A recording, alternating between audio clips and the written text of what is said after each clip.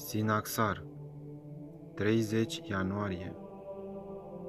În această lună, în ziua a 30-a, Biserica Ortodoxă face pomenirea Sfinților trei ierarhi, Vasile cel Mare, Ioan Gură de Aur și Grigorie Teologul. Sfântul Ioan Gură de Aur. Acest mare și vestit luminător dascăl al lumii a fost din marea cetate Antiohia, din părinți credincioși ortodoxi amândoi. Tatăl lui era Secund Stratilatul și maica sa Antuza.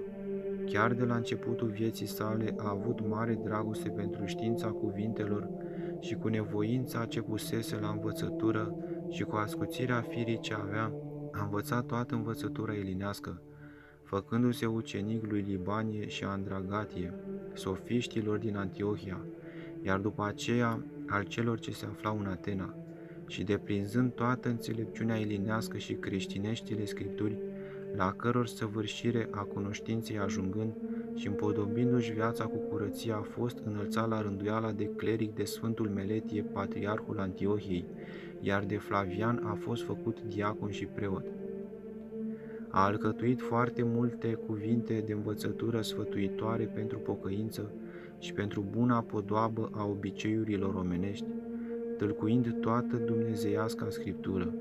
Deci, întâmplându-se a părăsi viața aceasta nectarie patriarhul Constantinopolului, a fost chemat Ioan de la Antiohia cu votul episcopilor și cu porunca împăratului Arcadie și a fost făcut patriarh al Constantinopolului, primind canonicește hirotonia. Deci mai mult a sporit într-o nevoința tâlcuirii dumnezeieștilor scripturi și la dăscălia întrebărilor prin care pe mulți a atras la cunoștința dumnezeiască și la pocăință. Și atâta s-a dedat spre nevoință și răbdare, încât mâncarea lui era numai puțină zeamă de orz și dormea puțin, însă nu pe pat, ci stând și ținându-se de niște funii, iar de se muia vreodată de somn, atunci ședea, așa încât în prisosirea iubirii de oameni a fost pildă și altora mulți. Pentru aceasta și în cuvintele sale învăța pe creștini ca să se dea cu totul spre această faptă bună și să se lase de lăcomie, pentru care s-a și certat întâi cu Euxodia împărăteasa, care s-a și făcut vrăjmașă, că aceea luase cu răpire o vie a unei văduve sărace ce se numea Calitropia, care striga cerând ce era al ei, iar Sfântul sfătuia pe împărăteasă să nu țină lucru străin în silă, și nevrând să-i asculte cuvintele, Sfântul o mustra și cu pilda Izabelei o vădea, iar ea s-a făcut cu totul fiară ținând cu tărie via, și a fost Sfântul alungat din scaun întâi de dânsa și în al doilea rând prin mijlocul episcopilor, care se purtau mai mult silnicește decât creștinește. După aceea s-a întors iarăși la scaunul său și în cele din urmă Sfântul a fost izgonit la Cucuzo al Armeniei și petrecând multe scârbe și-a dat cinstitul său suflet lui Dumnezeu. Precum se vede în istoria lui, după scoaterea lui din scaun și după izgonire, cei ce fuseseră îndemnători spre aceasta, căzând în multe feluri de boli, rea moarte au luat, pătimind aceasta întâi Euxodia, căci a fost ea întâi într-o fără de lege și a fost pricina pierzării episcopilor, și zic că după moartea ei, spre semnul strâmbătății ce a făcut Hristostomului, mormântul în care era îngropată a tremurat 32 de ani, iar dacă s-au adus sfintele moaște ale lui Gură de Aur și s-au pus acolo unde și acum se află, a încetat cu tremurul. Sfântul Vasile cel Mare, vlăstar al Capadociei cele dătătoare de sfinți, Sfântul Vasile cel Mare, după ce a dobândit toate științele vremii, s-a hotărât să devină monah în părțile Pontului.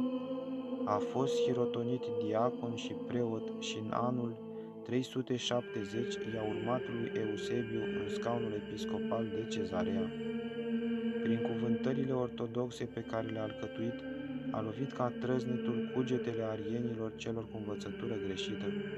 Împăratul Arian Valens, care îi atrăsese în erezie pe cei mai mulți dintre episcopi, a încercat să-l lingușească. Sfântul Vasile cel Mare a stat neclintit în fața amenințărilor și prin atitudinea sa l-a silit pe guvernatorul Modest să mărturisească faptul că nu a mai întâlnit niciodată un astfel de episcop. Asta înseamnă că n-ai mai întâlnit un episcop adevărat al lui Hristos, i-a spus Sfântul. Vasile a învățat să ne depărtăm de comuniunea bisericească cu ereticii, fiindcă nepăsarea în aceste aspecte ne lipsește de îndrăzneala înaintea lui Hristos.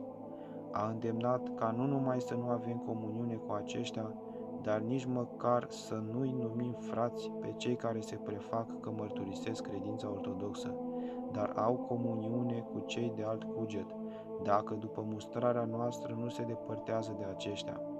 Îi disprețuia pe episcopii care își trădează credința pentru a avea putere lumească și avantaje.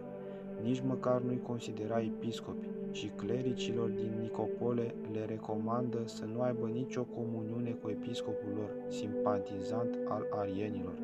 Sfântul Vasile cel Mare a părăsit lumea deșartă în ziua de 1 ianuarie a anului 379 după Hristos, în vârstă de 50 de ani, din pricina constituției sale firave și a vieții sale ascetice severe.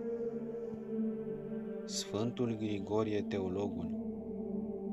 Sfântul Grigorie a fost de aceeași vârstă și prieten de suflet al Sfântului Vasile cel Mare. L-a urmat pe acesta la studii, în viața ascetică și apoi în preoție. Caracterul său sensibil și solitar l-a îndemnat spre liniște, dar dragostea de adevăr, care este însuși Hristos, l-a aruncat în cele mai mari lupte.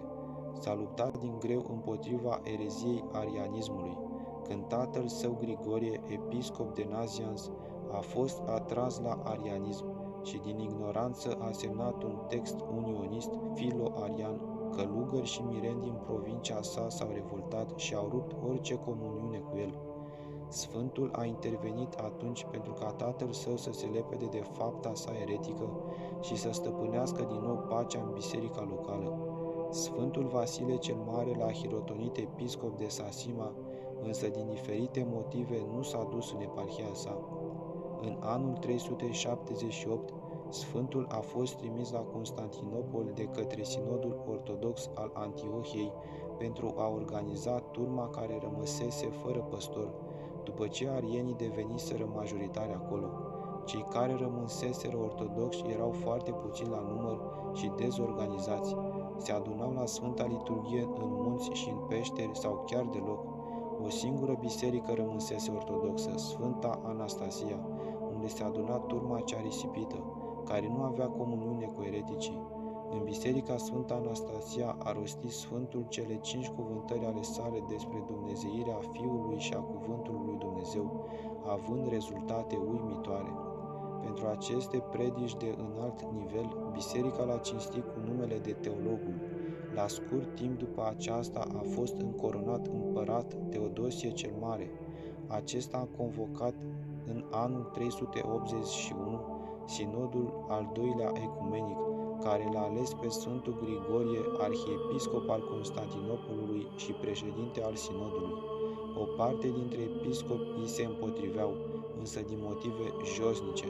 Atunci, dezgustat, Sfântul Grigorie a demisionat și s-a retras în orașul său natal, Arians, unde s-a săvârșit cu pace în anul 390.